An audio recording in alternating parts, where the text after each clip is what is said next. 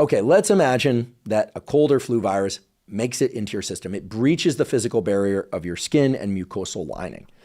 Now, you have in mind all the different ways that could happen and all the different ways that could be prevented. But we are starting at a point here, a hypothetical point, whereby that cold or flu virus has made it into your body.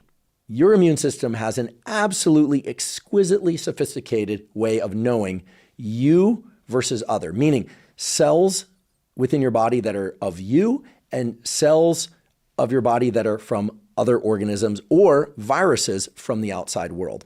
And when viruses such as a cold or flu virus are detected in your body might not even recognize that it's a cold or flu virus. It might not even recognize that it's a virus at all. It just knows that this thing that's in me is of other. It's not me. I've never seen it before. This is not me. These are not my cells. These are not the chemicals that I'm producing. And your immune system is amazing in that way. And when it occurs, your innate immune system launches a response.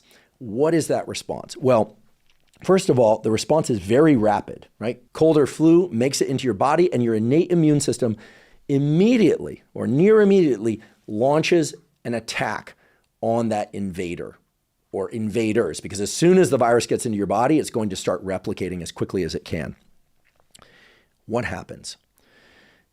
White blood cells that your body produces will go to the sites where those viruses are.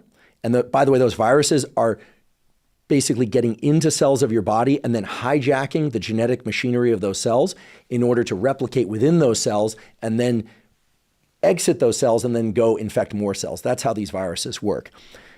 Your body's making white blood cells, things like neutrophils, natural killer cells, macrophages. These are what we call effector cells that act as a kind of ambulance system and go to the sites that those viruses exist and the cells that they've infected and start trying to physically barrier them in and also use specific chemical mechanisms to neutralize and kill those viruses. Again, anytime you're thinking about biology, think mechanical features and chemical features of a response.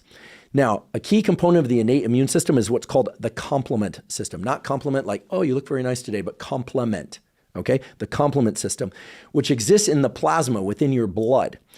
These are chemicals in your bloodstream that go and mark specific cells that have been infected or viruses with a signal, a chemical signal that essentially looks like an eat me signal to these other cell types of your immune system, such that those natural killer cells go through the body and go looking for the cells that have this eat me signal on them and try and destroy those particular cells. The other thing that your innate immune system does is that the cells that have been infected and that are undergoing damage, remember, they have cold or flu virus within them and they're hijacking the cellular machinery of those cells and using it to produce their own virus, more of the virus. And as a consequence, the genetic machinery of those cells is not able to do a bunch of other things that it normally can do, or at least not as well. Well, those cells that are really hurting release a help me signal. And then in response to that help me signal, your immune system releases what are called cytokines, things like interleukin 1, interleukin 6, tumor necrosis factor alpha, just fancy nerd speak names for different types of molecules that go to the site of infection and try to help or assist to remove that infection. And they also try to assist the repair of the cells that have been infected by those viruses. Now, one of the mechanical or physical consequences of these chemical signals, like interleukin 1, interleukin 6, TNF alpha, again, those are all cytokines, being drawn to a particular cell or region of cells that have been infected, is that it creates some physical swelling of the area.